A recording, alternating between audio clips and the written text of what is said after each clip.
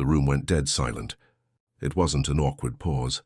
It was the chilling hush that takes over a room when 200 people suddenly realize they've been looking at the wrong man the entire time.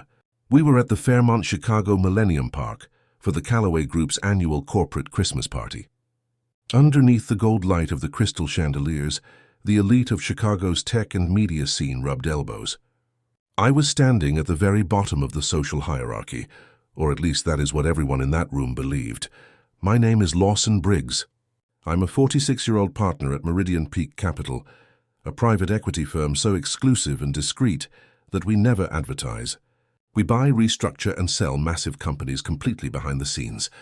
I had walked into this lavish ballroom as a mere +1, wearing a 4-year-old suit and holding a glass of sparkling water.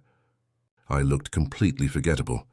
But what the crowd didn't know was that this night wasn't just about a corporate holiday party. It was the explosive culmination of a marriage that had been quietly disintegrating for 2 long years, and it involved a man named Derek Calloway. My wife, Claudine, and I had been married for 7 years. When we first met, she was a sharp, ambitious financial analyst, and I was a driven young partner building my firm. For the first 4 years, our marriage was paradise. Then Claudine landed a high-profile director role at Calloway Group, a mid-sized technology firm run by its arrogant CEO and majority shareholder, Derek Calloway. Derek was 51, silver-haired, recently divorced, and possessed the insufferable confidence of a man who confused his massive bank account with actual character. He categorized people within 10 seconds of meeting them. Because I chose to remain low-key, he had completely dismissed me the few times we met. Over the next 2 years, Claudine began to change. The shifts were subtle at first, longer hours, constant business trips, and intense early morning workouts. But in my line of work, due diligence isn't just a career. It's a way of looking at the world. I began to notice the late-night texts she took in the bathroom, a hidden second email account, and a 4-day trip to New York for a conference that only lasted a day and a half. She stopped referring to Derek as her boss and started calling him her visionary mentor. I didn't lose my temper or confront her. In private equity, making decisions based on raw emotion is a luxury you cannot afford. You wait patiently until you have the complete picture, and then you strike with absolute precision. By December, my picture was perfectly clear. When Claudine casually handed me the embossed Christmas gala invitation on a Tuesday morning, something shifted in her expression when I agreed to go. I spent the next 48 hours doing exactly what I am paid to do, gathering intelligence. I had actually been quietly monitoring Calloway Group for 18 months. On paper, the company looked incredibly healthy, boasting strong revenues for 3 consecutive years. Derek owned 62% of it outright, but there is a massive difference between what a company reports and what a company actually is. Through my industry network, I discovered that Calloway Group was standing on the edge of a financial cliff. Their primary advertising revenue source had just slashed its marketing budget. Their crucial licensing agreement that brought in 1/3 of their annual income was up in February, and the client was secretly planning to walk away. To make matters worse, Derek had personally leveraged his own equity in the company to fund a speculative real estate project on the south side of Chicago, and the development was now drastically underwater. By Friday morning, after phone calls with high-level finance sources and a commercial lending committee member, I knew exactly what Derek Calloway's empire was worth, what it was about to be worth, and precisely how to bring it all crashing down. When we arrived at the Fairmont, the grand ballroom was organized less like a festive party and more like a walk-through corporate organizational chart. Claudine looked stunning in a deep green gown, moving through the crowd with fluid, practiced precision. She laughed, shook hands, and blended seamlessly into this high society world. I simply grabbed a drink, retreated to the edge of the room and waited. 40 minutes later, Derek Calloway made his grand entrance, flanked by an entourage. He worked the room until he spotted Claudine. Their embrace carried the unmistakable familiarity of a long-term affair. When Derek finally noticed me standing by the window, the social calculation flashed behind his eyes. He wrapped his arm tightly around Claudine's waist, a classic, documented dominance display, and guided her over to me. Derek, condescendingly, acknowledged that I worked in finance and then turned his Attention to the crowd of 20. Executives and board members gathered around us. With a false dripping sympathy, he raised his voice so the entire circle could hear. He stated that Claudine deserved massive credit for carrying our household, while her husband figured out his next chapter. He laughed loudly, telling the crowd that from what he heard, I had basically been a broke, clingy passenger for the last 2 years. He looked directly at me and called me completely forgettable, a sad little trophy she kept hidden away in the basement. The circle of executives laughed. I looked at my wife and she laughed right along with them.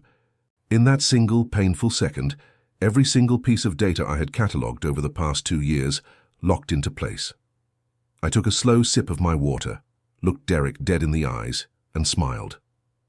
I told him it was incredibly ironic that he used the word passenger, considering he was about to watch 95% of his own company dissolve into thin air. The smug smile vanished from Derek's face. In a calm conversational tone, I laid out the brutal truth. I informed him that Pinnacle Advertising had restructured their budget and would not be renewing their contract in the first quarter, instantly wiping out 18% of his annual revenue. I watched the color drain from his face as I continued, revealing that his massive licensing agreement with North Shore Media was dead because they had been in secret negotiations with a rival firm since September.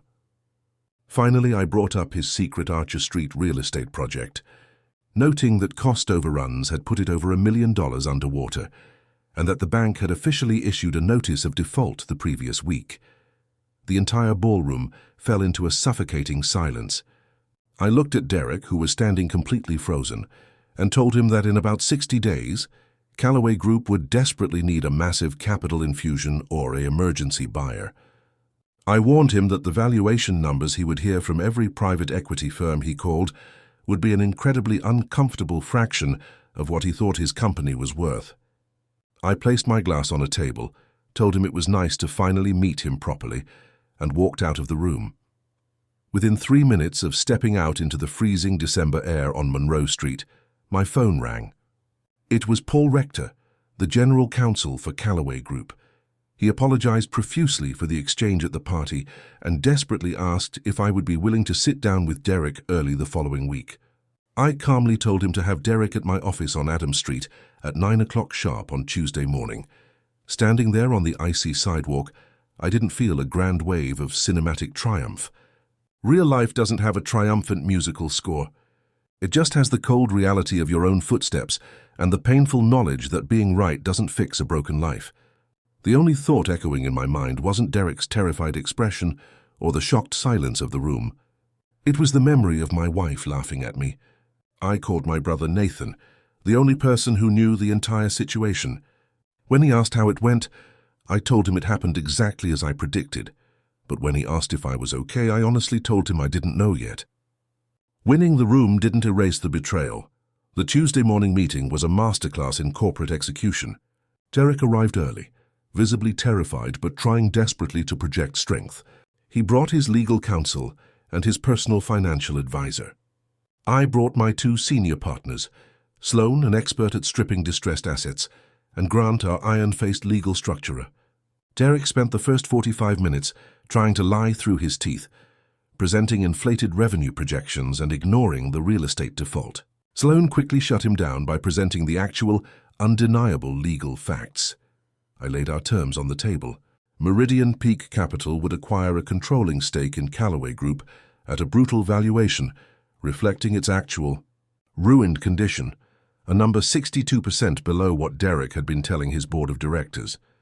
Derek would be stripped of all operational authority, removed from management, and left with a measly 5% ownership stake in the company he spent his entire life building. Stunned, Derek looked at me and realized I had known everything before I ever stepped foot into that Christmas party. He quietly apologized for his insulting comments at the ballroom gala. I looked across the table and told him his apology changed absolutely nothing about the mathematical reality. We gave him a strict deadline of Wednesday at noon. At exactly 11:47 a.m., he called and signed the papers. 4 days after the gala, Claudine and I finally sat down at our kitchen table. The house had felt like 2 distant planets, orbiting in complete silence. She looked at me not with guilt, but with a calculated look, trying to find a favorable angle. She told me she had no idea I was capable of doing what I did, and mentioned that Derek had called her in a panic. When she tried to excuse her actions by claiming her unhappiness just happened, as if her choices were merely bad weather rather than deliberate actions, I stopped her. I told her I wasn't angry anymore. The anger had simply turned into actionable information, and we both knew our marriage was officially over. The divorce was completely clean. I had no interest in prolonged legal theater or weaponized punishment. We divided our assets evenly. She kept the apartment, and I moved into a high-rise in Streeterville with a beautiful, clear view of Lake Michigan. The acquisition of Qley Group closed smoothly in February. What I had kept entirely to myself was that I already had a massive strategic buyer lined up before we ever signed the paperwork with Derek.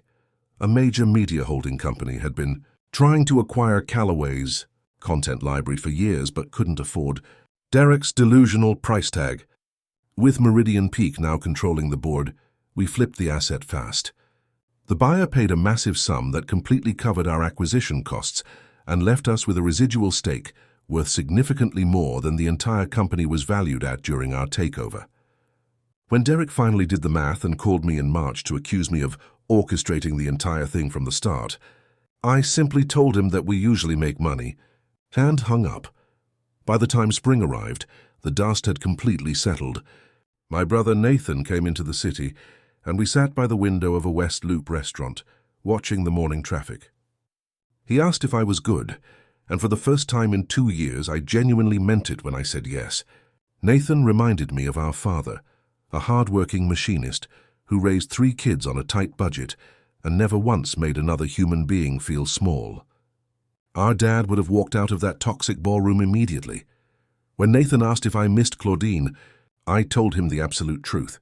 I missed the person I thought she was, which isn't the same thing as missing the person she actually became.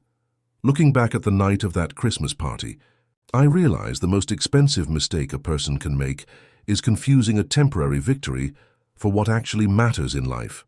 I absolutely won that room in a practical sense. I possessed critical information, waited for the perfect moment, and dismantled a powerful man who assumed I was nothing. But I had also lost the marriage I thought I had, long before I ever walked through those doors. You can be completely right and still grieve what being right ultimately cost you. A month later, a brilliant portfolio manager named Renata Cole reached out to my office to consult on a complex technology deal. She arrived at our office precisely 2 minutes early, sharp, direct, and incredibly competent. Before she left, she noted that the unusual structure of the Qley deal meant the person running it knew something everyone else in the room didn't. I gave her a small smile and agreed. My name is Lawson Briggs. I'm a private equity partner. 6 months ago, an arrogant man in a rented ballroom called me broke, clingy, and completely forgettable while my wife stood beside him and laughed. If I could go back to that freezing December night and speak to myself standing on the sidewalk, I would say this: being invisible is not the same as being nothing.